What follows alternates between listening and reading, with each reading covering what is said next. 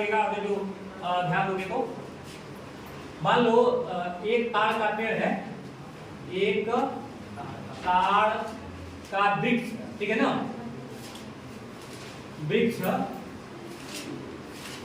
किसी ऊंचाई से टूटकर, कोई ऊंचाई मालूम नहीं, किसी ऊंचाई से टूटकर, बात नहीं, टूटकर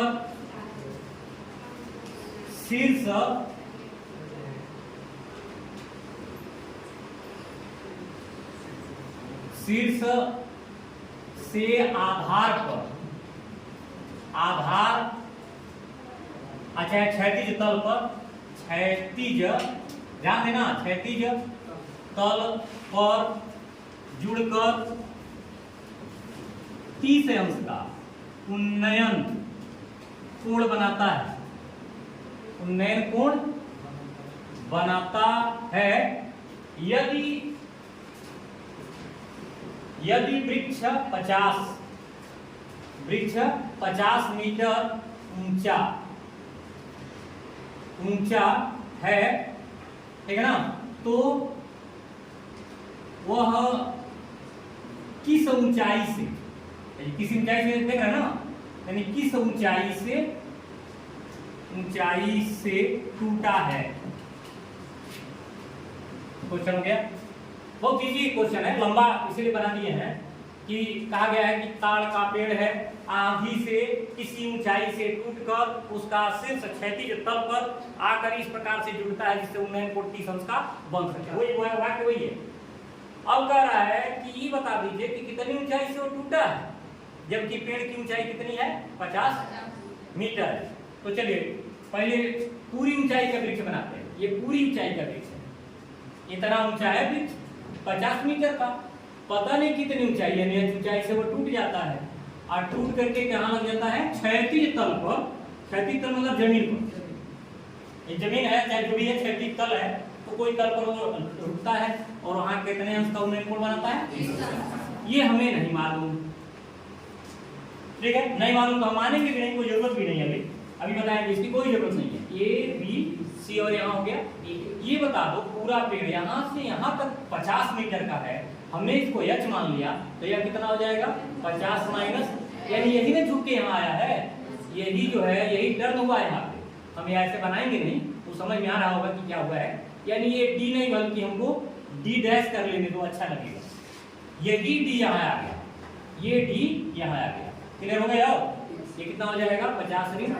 अब उनको सूत्र लेना है लंब बटे कर्ण का, यहाँ त्रिभुज उठाएंगे DBC से, DBC से त्रिभुज के आधार पर BC बटे CD, चाहे DC जो तुम कहना चाहो, CD कर लो, DC कर लो, डैश लगा लेना क्योंकि यहाँ D माने यहाँ D डैश माने हैं।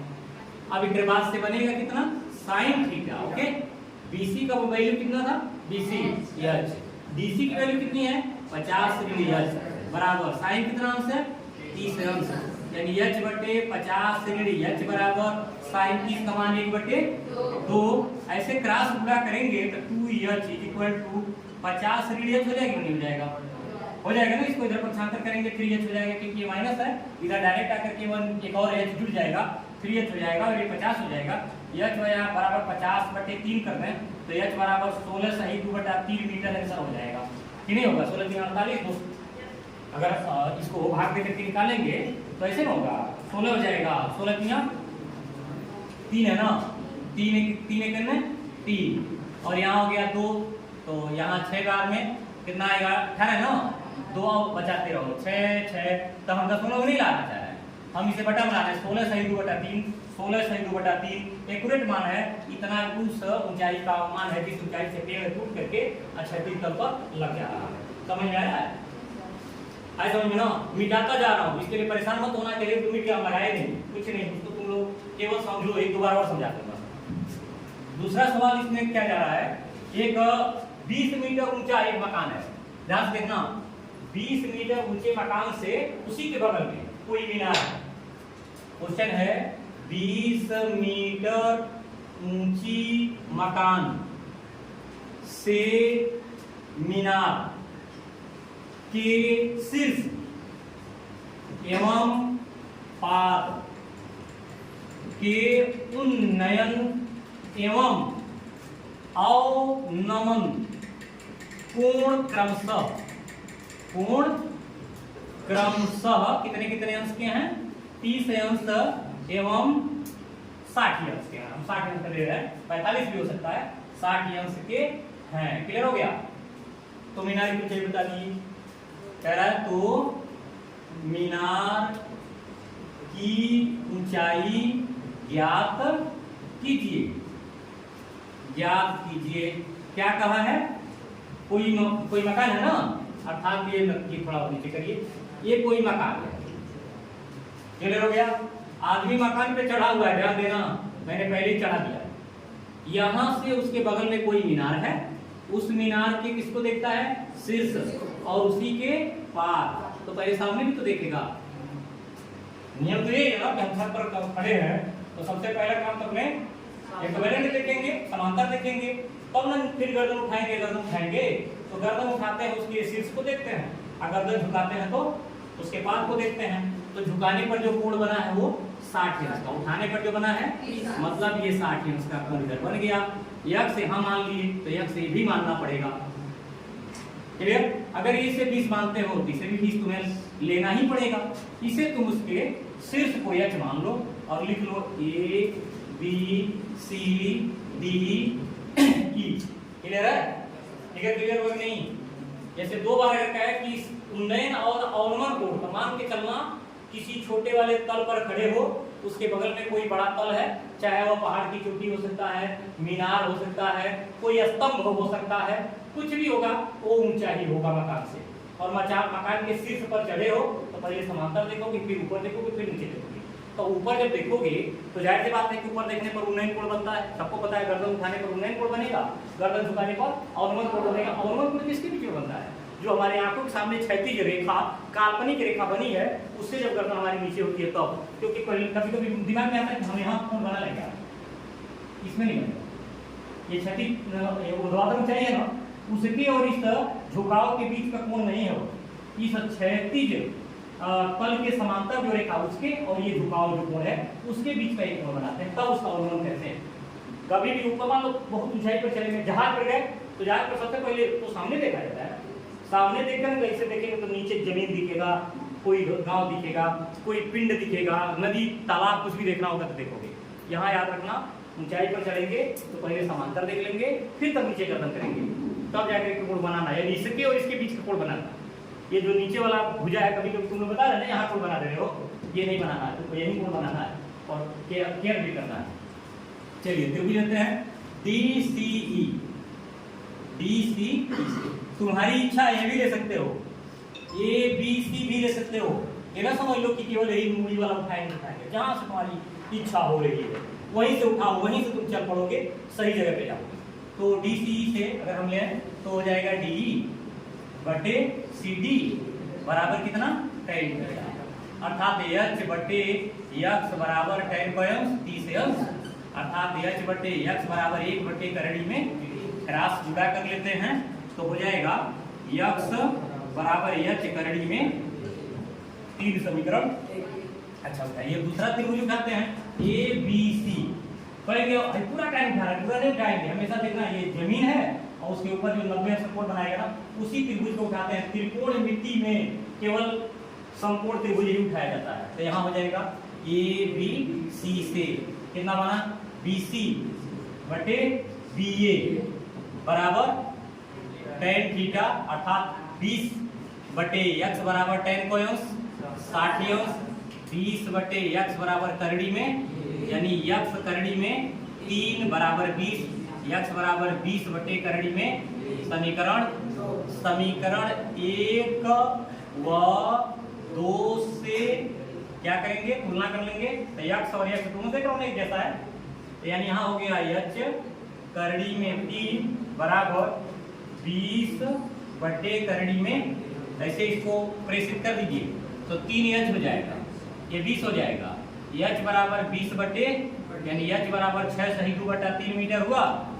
हालांकि ये ऊंचाई अभी नहीं है, ऊंचाई तो ये भी जोड़ना पड़ेगा ना 20 वाला।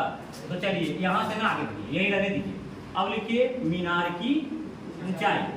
तो मीनार की ऊंचाई हो जाएगा 20 धन 20 बटे 3, 20 तिहाई 60 की घन 20 बटे अर्थात 80 बटे, अर्थात अब हमको गुणा करना है तो 3 दूनी 6 होगा ना 2, और ये हो जाएगा 3 यानी 26 सही 2 बटे 3 होगा क्या? ये 3 दूनी 6, 2 बचा 0, 3 6 18, अब तो 2 2 2 2 बचता जाएगा, 2 बचेगा, तो 26 सही 2 बटा 3 मीटर कुल मीनार की ऊंचाई हमें प्राप्त हुई है। इतनी ऊंची मीनार है जिसको हम छत पर चढ़ करके देख रहे थे। क्लियर हुआ? कुछ आइडिया आया है? कुछ तो आइडिया आया होगा, नहीं आ रहा है तो ये तो वीडियो जाएगा ही जाएगा। तुम इसको 20 बार नचा के देखना, जितनी बार तुम्हें देखने की आवश्यकता पड़ेगी उतनी बार इसको देखते रहना। हमें लग रहा है कि तुम्हें कंफर्म हो जाना पड़ेगा, इसलिए बात जल्दी जल्दी इसको कर रहा हूँ ताकि तुम इसको यूट्यूब पे देख सको। इसी की तरह एक सवाल और देखो, एकदम इसी को मैं थोड़ा सा घुमा दे रहा हूँ क्योंकि देख रहे हैं उसी में तुम लोग घूम पे जैसा तुम्हारा मन कर रहा हो वैसा लग रहा है फिगर बनाने। इस बार क्या है कि 30 मीटर ऊंची मकान है, क्या देखना साहब, ये 30 मीटर ऊंची मकान है, ठीक है, जिसके क्या देखना मीनार मकान से नहीं, मकान के जो तुम लोग डिस्टर्ब कर रहे हो उसकी बात कि शीर्ष एवं पाद से मीनार के शीर्ष का उन्नयन 30 मीटर ऊंची मकान के शीर्ष और पाद से मीनार के शीर्ष का उन्नयन कोण क्रमशः 30 अंश एवं 60 अंश का है, ठीक है। तो मीनार की ऊंचाई ज्ञात कीजिए। इस बार फिगर वही रहेगा, तरीका बदल जाएगा। ये हो गया यहाँ से यहाँ तक, ये 30 मीटर ऊंचा है, यहाँ बगल में क्या है, एक बार यहाँ से देख लीजिए, एक बार यहाँ से देख लीजिए, देखा? तो जो ऊपर देखेगा वो यहाँ भी तो देखेगा। यहाँ से जो कोण बना, यहाँ से जो कोण बना यानी 30 है तो ये भी 30 हो जाएगा यहाँ से यहाँ तक। इसे अक्ष मानना ही मानना है। अब बताना है कि बताइए कि मीनार कितना ऊंचा है, तो यह मान ले रहे हैं यहाँ पे, तो उतना मानेंगे ना। अब उसके बाद तो करना है, इस बार पूरा जब उठाएंगे यहाँ तक तो हो जाएगा 30 धन, और जो छोटा वाला है वो तो तुम देख ही रहे हो, A B C D E, तो त्रिभुज हो गया डी सी ई से डी बटे सी डी, चाहे डी सी चाहे कुछ भी कर लो, सी डी कितना बनेगा tan थीटा। तो tan थीटा में अभी जो इसके पहले लगा थे h बटे x वही ना लगेगा, tan कितना 30 h बटे x बराबर 1 बटे करड़ी में, यानी x बराबर h करड़ी में एक बन गया। सेम उसी तरह आया जो उसके पहले आया था ना, सेम वही आया है, लेकिन दूसरा वाला बदलेगा। समीकरण 1 हो गया आपका। समीकरण 2 के लिए त्रिभुज लेते हैं ए बी ई, यहाँ बदला है ए बी ई से यहाँ बना कितना 30 धन h बटे x बराबर tan 60 अंश। पहले फार्मूला तो लिख दे, नहीं तो गड़बड़ हो जाएगा। ए ई बटे बी ए बराबर tan, अब लिखते हैं 30 धन h बटे x बराबर tan 60 अंश, 30 धन h बटे x बराबर करड़ी में 3, 30 धन h बराबर x करड़ी में 3 समीकरण। अब समीकरण 1 हुआ तो इस बार क्या करना है, वही x का मान लेकर के यहाँ रख देना है, तो हो जाएगा 30 धन h बराबर x की जगह h करड़ी में 3 पहले से और एक करड़ी में 3 पहले से यहाँ भी है भी, तो 30 धन h बराबर कितना 3h, 30 बराबर 3h ऋण h यानी 30 बराबर 2h, यानी h बराबर कितना बनाते हैं 30 बटे 2 काटते तो 15, h बराबर 15 हुआ। मीनार की ऊंचाई, मीनार की ऊंचाई बराबर पहले से 30 दिया हुआ है, 30 धन 15 बराबर 45 मीटर। दिखा? ये है सवाल, तो इसको तुम लोग